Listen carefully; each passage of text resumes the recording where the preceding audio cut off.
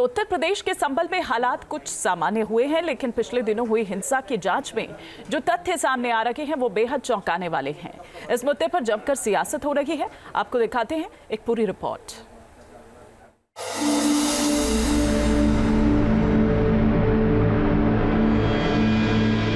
कोहरे की धुंध में लिपटा उत्तर प्रदेश का संभल अब धीरे धीरे संभलने लगा है।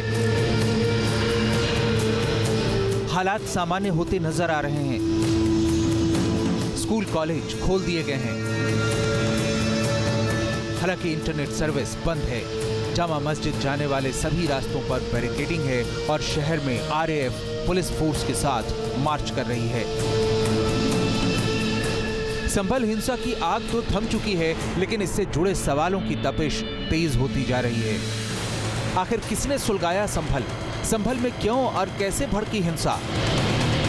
जिले में स्थित जामा मस्जिद के सर्वे के दौरान भड़की हिंसा में 4 लोगों की मौत हो गई। इस हिंसा को लेकर दर्ज एफआईआर में चौंकाने वाली बातें सामने आई हैं। एफआईआर के मुताबिक संभल में जामा मस्जिद के पास नखासा चौराहे पर 200 से ज्यादा लोगों की जुटी भीड़ ने पुलिस पर हमला कर दिया। पुलिस वालों की जान लेने के लिए ईंट, पत्थर और लाठी डंडों का इस्तेमाल किया गया। एफआईआर में एसपी सांसद जियाउर रहमान बर्क को आरोपी नंबर 1 बनाया गया है, जबकि एसपी विधायक के बेटे सुहेल इकबाल को भी आरोपी बनाया गया है। इसके अलावा इस केस से जुड़े कुल 7 एफआईआर में 2750 लोगों के खिलाफ केस दर्ज हैं। मामले में 2 दर्जन से ज्यादा लोगों की गिरफ्तारी हो चुकी है, लेकिन सबसे ज्यादा बवाल मचा है समाजवादी पार्टी के स्थानीय सांसद जियाउर रहमान को आरोपी बनाने पर। पार्टी अध्यक्ष ने संभल हिंसा को लेकर सरकार और पुलिस पर गंभीर आरोप लगाए तो बीजेपी ने पलटवार किया।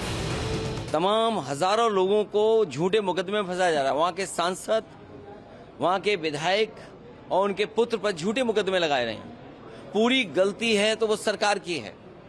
सर्वे जब एक बार हो चुका था, फिर दोबारा सर्वे क्यों करना? और अगर दोबारा सर्वे भी करना था तो आपस में बैठ करके बातचीत की जा सकती थी। जो स्वयं हिंसक लोग होते हैं उनको इस प्रकार की भाषा बोलने की जरूरत नहीं। अगर मुकदमा लिखा गया है, विवेचना हो रही है, उस पर जो कार्रवाई होगी। मैंने कहा श्री अखिलेश यादव जी को बहुत तेज मिर्ची लगी है कि उनसे मुस्लिम भी खिसक रहा है, यादव भी खिसक रहा है।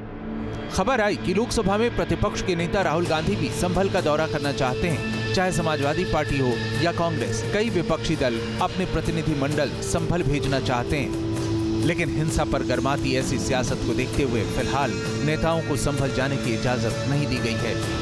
जो इस घटना में जिनका हाथ था, चाहे वो अधिकारी भी क्यों ना हो, प्रशासन के बीच में पहले भी हमारे प्रदेश में ऐसे कारनामे हुए हैं जब गोली किसी और की थी लेकिन संरक्षण प्रशासन का था।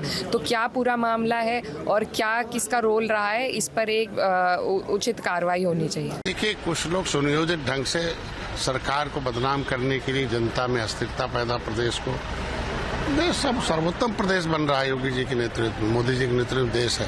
अगर कोई न्यायालय ने निर्देश दिया तो उसका अनुपालन करना अधिकारी का काम है। अगर कोई इसमें आपत्ति है तो न्यायालय में लोगों को जाकर दर्ज कराना चाहिए। यूपी सरकार में मंत्री नितिन अग्रवाल ने दावा किया कि संभल में भड़की हिंसा आपसी वर्चस्व की राजनीति का नतीजा है। इस बात को बीजेपी नेता ने और आगे बढ़ाते हुए इसे तुर्क वर्सेस पठान की लड़ाई बता दिया।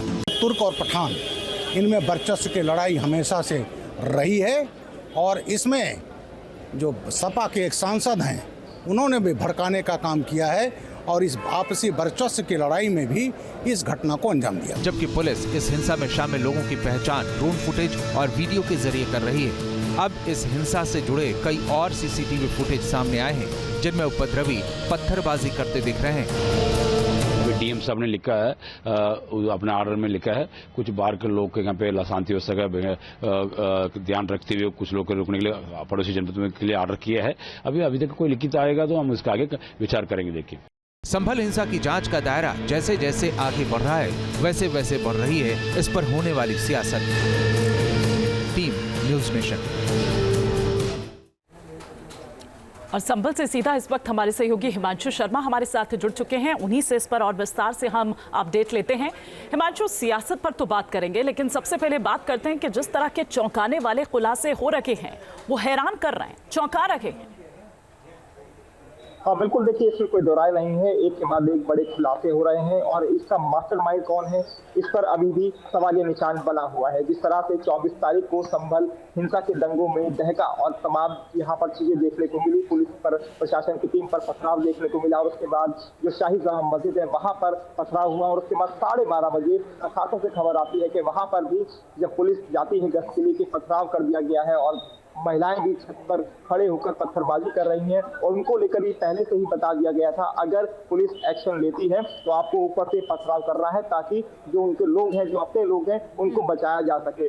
ज्यादातर जो लोग थे उन्होंने नकाब पहना हुआ था। सबसे पहले सीसीटीवी जो कैमरे वहां लगे हुए थे उनको तोड़ा गया ताकि उनके चेहरे ना आए और लेकिन उसके बाद जो खुलासे हो रहे हैं उसमें साफ तौर पर यही नजर आ रहा है कि पहले से ही प्री प्लानिंग की संभल को दहलाने की। जिस तरह से यहाँ पर एडवोकेट जो डिवीजन की टीम सर्वे करने के लिए पहुंची थी उसको रोकना था एक तरह से मकसद देखा जाए, क्योंकि सुबह के समय ही एडवोकेट डिवीजन जो टीम थी वो यहाँ सर्वे करने पहुंच गई थी और उसी दौरान जब सर्वे चल रहा था एक तरफ शाही जामा मस्जिद के बाहर भीड़ इकट्ठा होना शुरू हो गई थी। लेकिन अब ऐसे दंगाइयों को बख्शा नहीं जा रहा है। 27 लोगों को गिरफ्तार कर जेल भेजा गया है, जिनमें 3 महिलाएं भी शामिल हैं और 3 नाबालिग बच्चे भी हैं। नाबालिग बच्चे भी हैं, क्योंकि किस तरह से उनको ढाल बनाया गया, किस तरह से उनको महिलाओं को छतों पर ही रहने को कहा गया और किस तरह से वहां वो पत्थर इकट्ठा कर करके पुलिस को रोका जाए। फिलहाल शुक्रिया हिमांशु शर्मा इस तमाम जानकारी के लिए आपका। न्यूज नेशन अब व्हाट्सएप पर खबरों की ताजा अपडेट के लिए न्यूज नेशन के इस QR कोड को स्कैन करें।